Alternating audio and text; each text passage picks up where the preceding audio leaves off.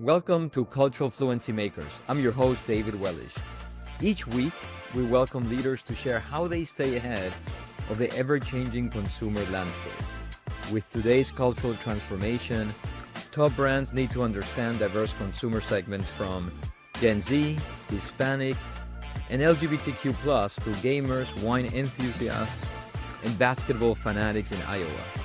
Their marketing strategies require them to keep the pulse on their consumers, but also their brand in the category to continue to grow revenue for the long term. Cultural Fluency Makers is sponsored by Collage Group, the only cultural intelligence engine that provides brand and consumer insights on the why that drives consumer behavior and purchase decisions. Let's get started. AI is getting better by the minute. The utilization of AI in the corporate ecosystem is also accelerating fast, and it is having deep implications in the way in which brands market to consumers. It is helping us process more data, understand consumers faster, personalize at scale, and turn insights into action seamlessly. But as AI becomes more embedded in marketing, another question becomes increasingly important. How do we make sure that AI deeply understands the people behind the data? Over the past few seasons of Cultural Fluency Makers, we've had conversations with marketing and insights leaders about the intersections of AI, culture, consumer behavior, and human understanding. And while they all approach it from different perspectives, a common idea keeps emerging. The more powerful AI becomes, the more authenticity, consumer depth, and cultural resonance becomes. So what does it look like when we bring the two together? Let's hear what our guests had to say.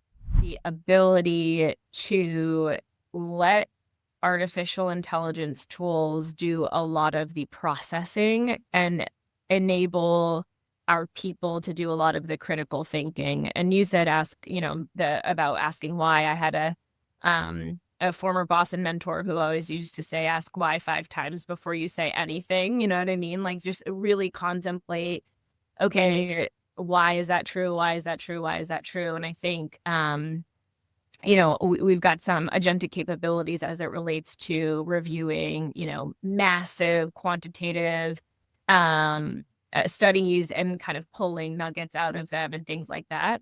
And I think we continue to push on that critical thinking. And okay, you can we absolutely want to leverage machine learning, but we want to build on top of that and be very curious. We don't want the machines to replace curiosity. I'd say that the home run for AI is making possible is how quickly we understand that customer, and then how quickly we can convert that understanding to action. So how we can deliver relevant, customized solutions, relevant, customized outreach, relevant, customized engagement. AI, it's a sharper tool for sure. For marketers, I love it, but it can never replace empathy. We make sure every data-driven decision starts with real consumer stories, their challenges, their hopes, their daily lives. Sometimes the best insight comes from, sometimes it doesn't necessarily come from just the numbers, but from open-ended conversation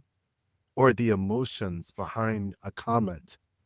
I mean, I can give you an example where now that we're, talking to Gen Zers, I'm having to sit and focus and actually look at how they're actually consuming product out of a pouch. I would never get any type of insight from AI on the consumption of food from a pouch. Being able to see if they're squeezing or if they're sucking or like that is all emotional nuance that AI could never explain.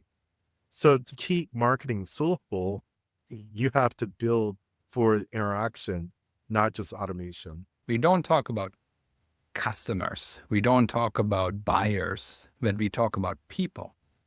And I think that's the key distinction, because when you talk about customers and when you talk about buyers, you actually already create a sense of distance with them, right? No, but we're the people. And we listen not just to their experiences or their behaviors, but also their voices and values. And I think that's where it really comes from a mission statement for me, as my team kind of looks at it as a critical element that then gets combined with analytics on how do people spend, for example, on our spending pulse analytics, or thinking about technology. How does technology impact the world and what is all the possibilities?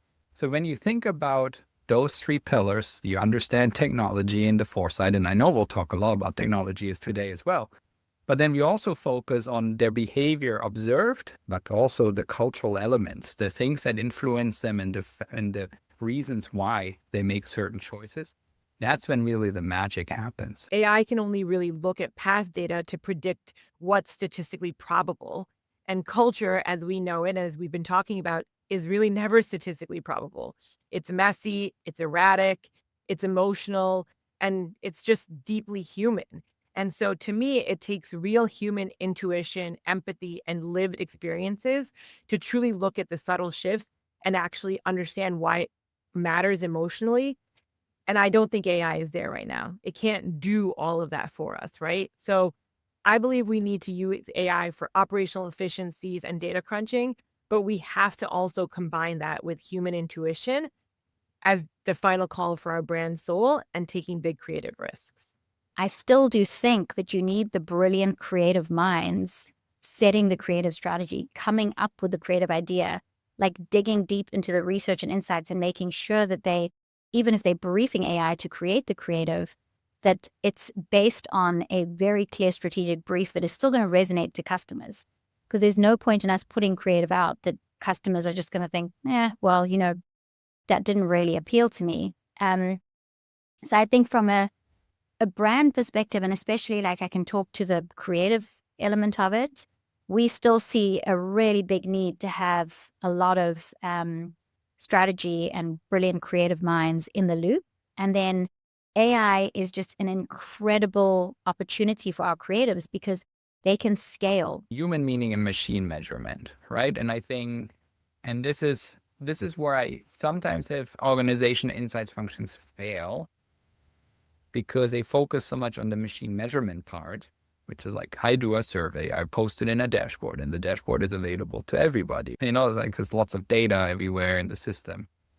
But they outsource that human meaning to others, potentially as a function, or even like don't spend much time thinking about the meaning, right? It's just like KPI driven or data driven, but then kind of forget like, why did it happen? And again, that goes back to the pillars I said, like you have technology influences, you have like observational influences, like spend data in our case, and you have the why, the people, voices, experiences, and value. And so it's really bringing those languages together that kind of unlocks new capabilities. There's so many data sources out there, like so many data sources with rich insights. I would want an insight synthesizer, like something that could merge real-time consumer sentiment from dozens of sources. And I would wish that this tool could instantly propose actionable, emotional storytelling angles, and not just data dashboards, but really getting into what can we do to either solve their problems and bring forward brand solutions. If digital purchases are soon to be initiated by AI agents, how does cultural fluency change? Do we have to start marketing to the machine's values, or does the human user's culture still dictate the AI model's choice or the agent's choice? It's a very provocative question. Cultural fluency does not go away, I believe, right? And when you really think about like, it's a bit of a democratization of access of information in my perspective, because when you think the last 10 years, merchants use a lot of algorithms and a lot of technology to present content, present products to consumers. So when I go to a website, it's different for me than you. And that's personalization. That's what we call it, right? At the end of the day. Now, the democratization of these agents really means to say like, well, the consumer now has maybe more equal access to a technology, where we have more unlimited computing power to represent us as people. To say, I have these values, I have these objectives. Can you find me these things? And now when we give demonstrations today, obviously it's early stages, we have early implementations on agentic commerce capabilities. The level of intent and instruction is still a little bit, buy me movie tickets or something. I mean, it's not very complex today. But where I'm really excited about is that soon people really have the ability to, first of all, express their wishes and learn together with the system. And I always give this example that many times narratives around technology in this space would be like, well, like then the agent would just always find you the best possible price everywhere. But actually that may be just one motive that people have, but people may not only care about always having the lowest possible price. That's a very simplistic view of the world. Sure, that's not consumer behavior. Yeah, correct. Because like you may want to have something that's particularly healthy, or you want to have something that's particularly sustainable, or you want to have something that celebrates your community, right? Or your small business, right? Etc. And so it's not just like go out there, find me and negotiate best possible deal, but it's more like, I care about small businesses. Go find me some small business products. I care about sustainability. I care about my health. I care about the people around me. I want to make sure like I care about my financial well-being, right? Like, I mean, there's all the things I care about. I think ultimately understanding what that story is before you're turning to AI is super critical. What value are you bringing to the consumer, and how do you want to present that value? And then I think, if used properly, I think AI can unlock how that story is told. There's a really wonderful case study. I don't want to get the brand name wrong, but it's a cat food brand.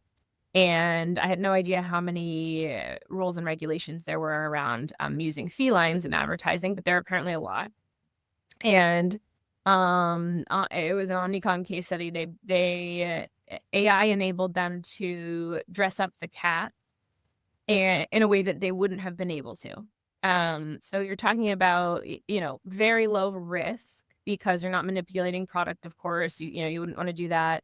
It enabled the story to really come to life. The campaign was all about the treat gap and dogs getting more treats than cats and cats getting, sort of equal treats. And it's really cute, really well done. But it to me was such a great example of like the stories there. And they're leveraging the technology to tell the story. So to keep marketing soulful, you have to build for interaction, not just automation. That's a wrap on another episode of Cultural Fluency Makers. Thank you for joining us. Please share your comments and what you would like to hear more about. Be as specific as possible. For show notes and more, please visit culturalfluencymakers.com. This show is proudly sponsored by Collage Group, unleashing the power of cultural intelligence to fuel brand growth. Please follow Collage Group on LinkedIn, and we will see you next week.